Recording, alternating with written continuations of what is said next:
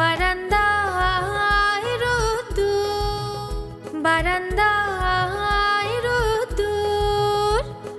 ব্যস্ত নগরে ব্যস্ত মানুষ, অস্থির এই সময়, বদ্ধ ঘরে রুদ্ধশ্বাস, জীবন গল্পময়। বারান্দায় রোদ্দুর, গল্পগুলো অল্প অল্প চেনা কিংবা জানা, একটু আলো একটু আধার, সুখ দুঃখে ঘেরা। দুঃখের গল্প ভেসে ভেসে যাক নানের উদ্দেশ্যে, সুখের আলো ফুটে উঠুক এই নীল আকাশে। বারান্দায় রোদ্দুর, বারান্দায় রোদ্দুর, বারান্দায় রোদ্দুর, বারান্দায় রোদ্দুর।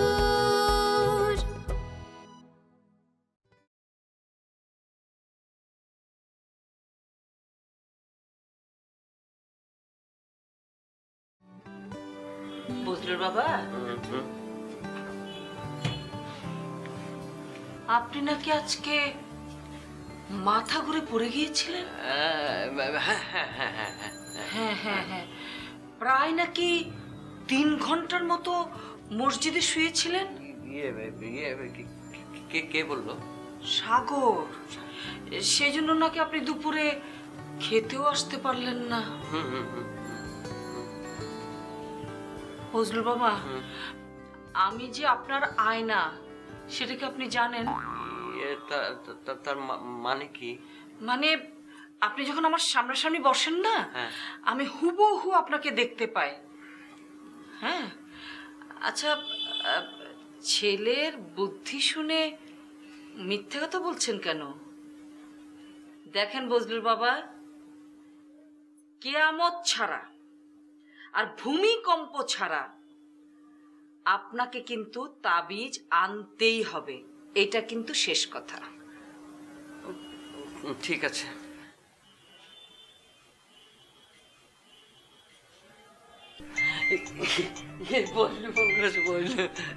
বজলু ফোন করেছে তো, বাচ্চা ফোনটা ধরছেন না কেন? হ্যাঁ রে। হ্যালো বাবা, কি করো? তোর মার বকা খাচ্ছি। কেন, তাবিজ জানো নাই না? বাবা, তুমি যে কি না একটা তাবিজ আনতে পারো না? আচ্ছা, তুই কি ফোনেই বকা ঝকা করবি নাকি বাসায় এসে তো আরেক পর্ব সারবি? দেন তো ফোনটা আমাকে, দেন। বাবা বজলু, কোথায় তুই? ও মা, মা আমি একটু আখিদের বাসায় এসেছি। আখিদের বাসায়? কি করছিস ওখানে? হ্যালো মা, আসসালামু আলাইকুম। ওয়ালাইকুম আসসালাম। কেমন আছো মা তুমি? জি মা, ভালো আছি। আপনি ভালো আছেন? এই তো আছি আর কি।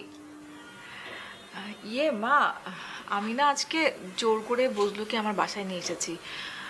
বাবার খুব শখ হয়েছে বজলুকে সঙ্গে নিয়ে খাবে। ও হ্যাঁ হ্যাঁ। মা রাগ করলেন? না না, রাগ করার কি আছে, রাগ করিনি। আর সেই জন্য বজলুর বাসায় ফিরতে একটু দেরি হবে। আচ্ছা ঠিক আছে, তাই হবে।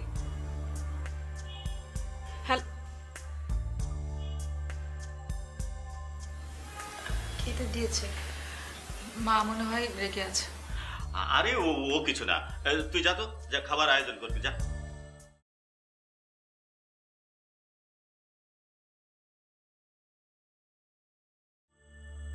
বজলুর বাবা, আপনার বড় ছেলে কিন্তু গেল। গেল মানে কোথায় গেল?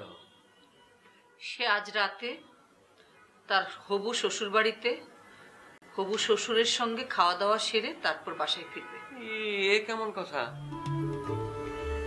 আজকে আসুক, বজলুর সঙ্গে এই ব্যাপারে একটু আলাপ আলোচনা করতে হবে।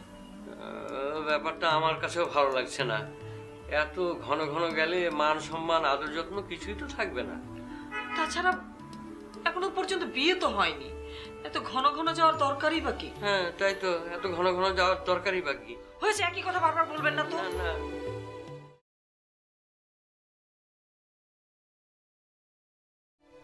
দিনব্যাপী সবাই অনেক খাওয়া দাওয়া করেছে বাবা। এভাবেই আমার সংসারটাকে তোমরা ঘুঘুর বাসা বানাবে। না না বাবা, তার কোনো উপায় নেই, কারণ কিছুক্ষণের মধ্যেই আমরা সবাই অনশনে নেমে পড়বো, তখন প্রচুর খাবার সাশ্রয় হবে। বৌমা, তুমি কি আমাকে ভয় দেখাতে এসেছো? ছি ছি বাবা, এভাবে বলবেন না, আপনি আমার বাবা। আমাদের তো আপনার কাছে অনেক আবদার, অনুরোধ এসব থাকতেই পারে। সব বাবা সকল আবদার মেটাতে পারে না। কিন্তু আমাদের আবদারটা তো আপনি অনায়াসেই মেটাতে পারেন। আমি যে আদেশ দিয়েছি সেই আদেশটাই আগে পালন করো তোমরা।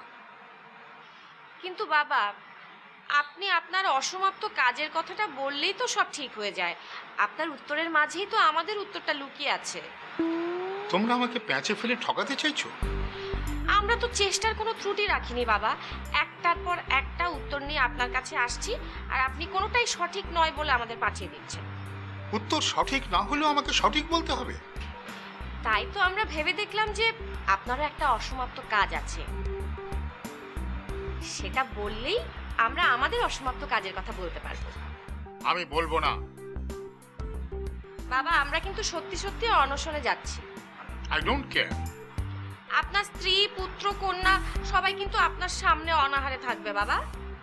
ইমোশনালি ব্ল্যাকমেইল করে কোনো লাভ হবে না বৌমা। কিন্তু লোকে জানলে তো আপনার মান সম্মান হানি হবে। হোক। আচ্ছা, এই যে আমার বাবা মা যদি জানতে পারে যে তাদের মেয়েকে আপনি না খাইয়ে রেখেছেন, তখন তারা কি ভাববে? যখন ফলাফলটা দেখতে পাবেন তখন সব ভুলে যাবেন। আচ্ছা, এই যে কাজের লোক দুজন, বিশেষ করে ছোট মেয়ে জুই, সেও কিন্তু না খেয়ে থাকবে, সেটা দেখতে কি আপনার ভালো লাগবে? দেখো, জুঁই আর পেরমল আমার এই আদেশের আওতামুক্ত। তারা যদি সব জানার পরে তোমাদের ওই আন্দোলনে যোগ দেয় তাহলে তো আমার করার কিছু নেই। তার মানে আপনি কিছুতেই আপনার অসমাপ্ত কাজের কথাটা বলবেন না? আমার কোনো অসমাপ্ত কাজ নেই। ঠিক আছে, তাহলে দেখা হবে ময়দানে। হ্যাঁ, ময়দানে? হ্যাঁ, আন্দোলনের ময়দানে। খোদা। তুই তোর বাবাকে মিথ্যে কথা বলতে বলেছিস কেন? না, তুমি তো থামলি কেন? বল। আমি তো কি? আরে বাবা সারাদিন কোথায় না কোথায় ঘুরেছে, দুপুরে খায়নি পর্যন্ত, তাবি জানিনি। তুমি তো বকা। ও, তার মানে তোদের বাবাকে আমি শুধু শুধু বকি না? না, নিশ্চয়ই কারণ তো কোনো একটা ঘটেই, কিন্তু বাবা তো আসলেই জেনুইন একজন ভদ্র মানুষ। তার মানে কি তোদের বাবা ভদ্র মানুষ আর আমি তোদের মা, আমি অভদ্র, তাই মনে হয় তোদের? আচ্ছা মা, কেন শুধু শুধু নিজের কাঁধে নিচ্ছ সব বিষয়? কেন কাঁধে নেব না? কেন কাঁধে নেব না? কেন? আজকে কি হয়েছে জানিস? বজলু কি করেছে সেটা জানিস? ও আচ্ছা, তাহলে ঘটনা একটা ঘটেছে। কি করেছে ভাইয়া? সে আজ রাতে তার হবু শ্বশুর বাড়িতে খাওয়া দাওয়া সেরে তারপর বাসায় ফিরবে। তাতে প্রবলেমটা কি, মানে সমস্যাটা কি? সমস্যা নেই। কি বলছিস তুই? একটা ছেলে বিয়ের আগে ঘন ঘন শ্বশুর বাড়িতে গিয়ে খেয়ে আসবে, সেটা ছোঁচা বলবে না সবাই? ও, তাহলে আখিয়াপু তো আমাদের বাসায় ঘন ঘন আসে, তাহলে তো আখিয়াপু ছোচা, তাই না?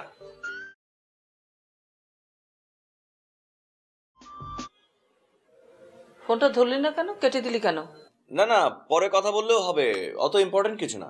সাগর, আমি কিন্তু খুব খেয়াল করছি, আমার সামনে তোর যখন কোনো ফোন আসে তুই দেখছি কথা বলিস না, কেটে দিচ্ছিস, কারণটা কি?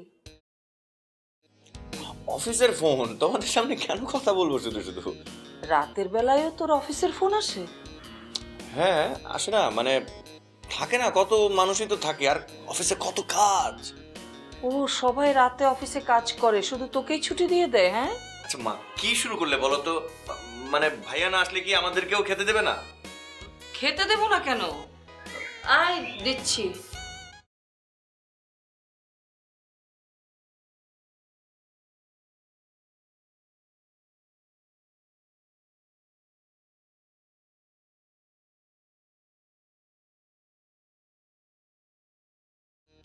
আমি বলেছিলাম না, কি বলেছিলাম আমি, যে তোদের বাবা কিছুতেই রাজি হবে না।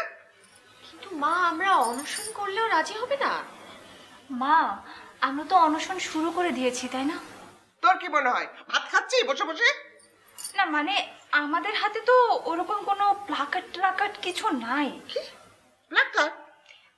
মা, প্ল্যাকার্ড হলো দাবি সম্বলিত হাতে ধরা পোস্টার, মানে যেখানে আমাদের দাবিগুলো লেখা থাকবে আর কি। যেমন ধরো, আমাদের দাবি মানতে হবে, তারপর রক্তের বন্যায় ভেসে যাবে অন্যায়, অ্যাকশন অ্যাকশন ডাইরেক্ট অ্যাকশন। জানি বাপরে, এসব জানি আমি, কিন্তু এইসব কেন? রক্তের বন্যা বয়ে যাবে কি, এটা কি রাজনৈতিক কি? এটা যে সব স্লোগান কি বলো এসব তোমরা? আমার মনে হয় স্লোগানগুলো চেঞ্জ করে দিলেই হয়ে যাবে। তা করা যেতে পারে, কিন্তু এসব লিখবে কে? মানে আর কি কি লেখা থাকবে? এই জয়, তুমি গিয়ে মিমাইকে বলো যে আমাদের অনশন শুরু হয়ে গেছে, আর ও যেন প্ল্যাকার্ডে আমাদের জন্য কিছু স্লোগান লিখে দেয়। কিন্তু ভাবি, প্ল্যাকার্ড বানাবে কে? আরে পেরমল বানাবে। যাও। ঠিক আছে আন্টি। মা, আমি একটু আসি, বাবা মাকে জানিয়ে দিই যে আমরা অনশন শুরু করেছি। যাও। অনিমা, এক কাজ কর, হারমোনিয়ামটা নিয়ে আয় তো। ইয়েস মা। কাল সকালবেলায় না আমাদের মধ্যে যে কেউ একজন অসুস্থ হলো, না হলে তোর বাবাকে কিন্তু কিছুতেই হার মানানো যাবে না। ও, তা কে অসুস্থ হবে মা? আমি। যা হারমোনিয়াম নিয়ে আয়। মাঠে যখন নেমেছি না, শেষ দেখে ছাড়বো আমি। ওকে মা। আমাকে তো চেনো না। বাবা, তুমি কোনো টেনশন করো না তো, তোমার তাবিজের ব্যবস্থা আমি করে দেবো। তুমি নিজ হাতে শুধু নিয়ে আসবে, শুধু শুধু মাকে খেপিয়ে লাভ কি? হ্যাঁ, দিস তো দিস, আর এসব আমার ভাল লাগে না রে। ওরে সাগর, বুঝলো এসেছে? না, ভাইয়া তো আসেনি। আচ্ছা বাবা, শুধু শুধু কেন এত টেনশন করছো? ভাইয়া একটু বেশি বেশি করে খেয়ে আসুক না। কোথা থেকে খেয়ে আসবে? মানে শ্বশুর বাড়ি থেকে। শ্বশুর বাড়ি থেকে? হ্যাঁ। আরে বিয়ের আগে এত ঘন ঘন শ্বশুর বাড়িতে খাওয়া ভালো না। তোর মাকে জিজ্ঞেস করে দেখিস, বিয়ের পরেও আমি আমার শ্বশুর বাড়িতে, মানে তোদের নানা বাড়িতে কয়দিন গিয়েছি। আরে তোর নানি তো মাসের পর মাস বসে থাকতো আমাকে খাওয়াবার জন্যে। কারণ তুমি বোকা। কি? হ্যালো, বল মা। হ্যাঁ, কি? হ্যাঁ হ্যাঁ, দোয়া? কিসের দোয়া? এই এই শোন শোন, কি হয়েছে? কি পুরোটা কি হয়েছে? কেটে দিল। এই মেয়েটার একটা অভ্যেস, বুঝলি, কথা শেষ না হতে এই ফোন কেটে দেয়। আরে হয়েছে নাকি সেটা বলো। পাপড়িরা অনশন শুরু করে দিয়েছে। তোমাদের বলেছিলাম না, ওরা একটা প্রবলেম থেকে বের হওয়ার সাথে সাথে আরেকটা প্রবলেম শুরু হয়ে যায়। কি মিললো এবার? কিন্তু সমস্যাটা হলো কি জানিস, মিরাজ নাকি এই অনশনের নেতৃত্ব দিচ্ছে। হ্যাঁ, তবে এখানে কিন্তু একটা কথা আছে, যেহেতু এই অনশনের বুদ্ধি হতে হচ্ছে দুলাভাই, তার মানে এখানে এটাকে পাগলামি বলা যাবে না। শোন সাগর, কথায় আছে সঙ্গ দোষে লোহা ভাসে। ওই মিরাজ তোর দুলাভাই ওদের পাল্লায় পড়ে নিজেও পাগল হয়ে গেছে। যা, খবরটা তোর মাকে দিয়ে ভালো করে কেঁদে কেটে বুক ভাসাক। যা যা। বাবা, এই নিয়ে আবার মাকে খোটা দিতে যাও না, এমনিতেই মা তোমার উপর ক্ষেপে আছে। আরে তুই ম্যানেজ কর না, যা না। আচ্ছা দেখছি। বসো।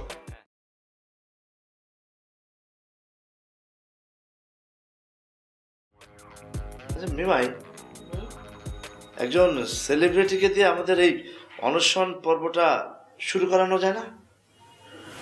ভাইয়া, এখন তো অনেক দেরি হয়ে গিয়েছে, আমাদের হাতে তো অত সময় নেই। না মানে একটা কাজ করলে কেমন হয়, ওই মেরাজকে বলে অনশন শুরুর টাইমটা আমরা যদি একদিন পিছিয়ে দিই, মানে কালকে করি, তাহলে কেমন হয়? হ্যাঁ, কেন বলো তো ভাইয়া? হ্যাঁ, তুমি কি কোনো কারণে অনশন করতে ভয় পাচ্ছ? ভয়? মানে আমার নাম হচ্ছে মামুন, এই মামুন কোনো কিছুকে ভয় পায় না। ভাইজান, অনশন তো শুরু হয়ে গেছে। আচ্ছা বাবা শেষমেশ রাজি হলোই না, ফেরবল? না বড় ভাইজান। ও, সবাই কোথায় বসেছে? ওনারা সবাই ড্রয়িং রুমে বসিছে। আমাদের কি সেখানেই বসতে হবে? চাচিজান তো সেই বিষয়ে কিছু কম নাই। না না, সবাইকে একসাথে বসে থাকলে তো হবে না, বাবার চলার পথে পথে বসতে হবে। একটু ভাঙিয়ে কোন তো বড় ভাইজান। যেমন ধর, পাপড়িরা বসেছে ড্রয়িং রুমে, আমাদের বসতে হবে বাবার বেডরুমের সামনে। সেখানে বসে স্লোগানে স্লোগানে চারিদিক প্রকম্পিত করে তুলতে হবে। রাইট ভাইয়া, ঠিক কয়েছেন, একেবারে ভূমিকম্পের মতো চারিদিকে কাঁপায় দিতে হবে না। অবশ্যই। আচ্ছা পেরমল, ওরা কি করছে রে?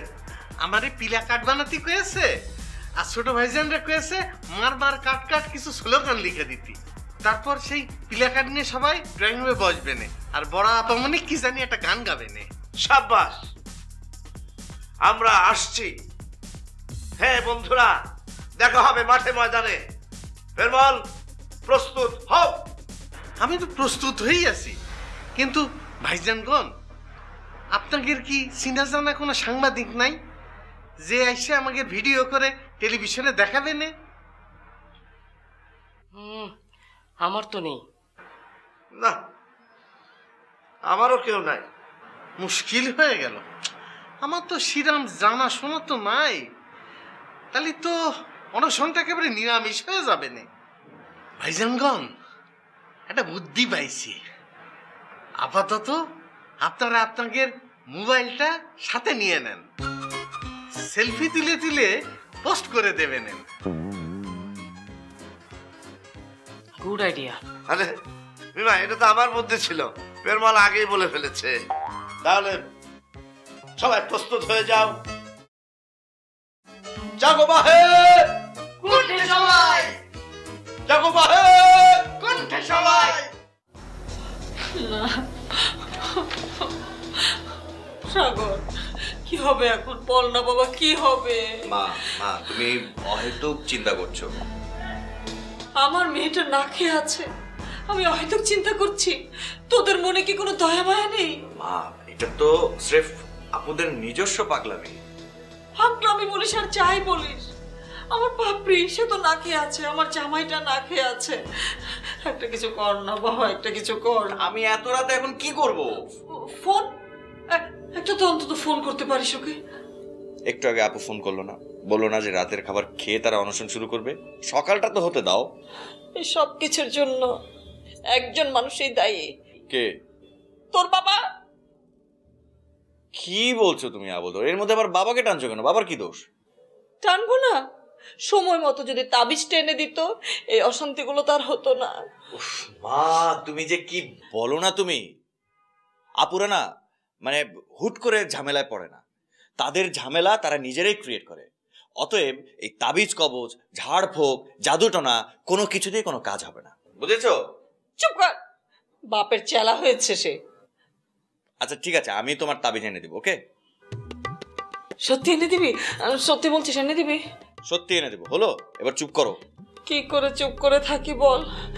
আমার মেয়েটা যে কি শুরু করলো, একটার পর একটা বিপদ ওর সংসারে ঘটেই যাচ্ছে, আর তোরা গায়েই লাগাচ্ছিস না। মা বললাম তো, কাল আমি নিজে গিয়ে তোমার তাবিজ নিয়ে আসবো। আমার তাবিজ? আমি তাবিজ দিয়ে কি করব? তাবিজ তো লাগবে আমার পাপড়ির সংসারের জন্য।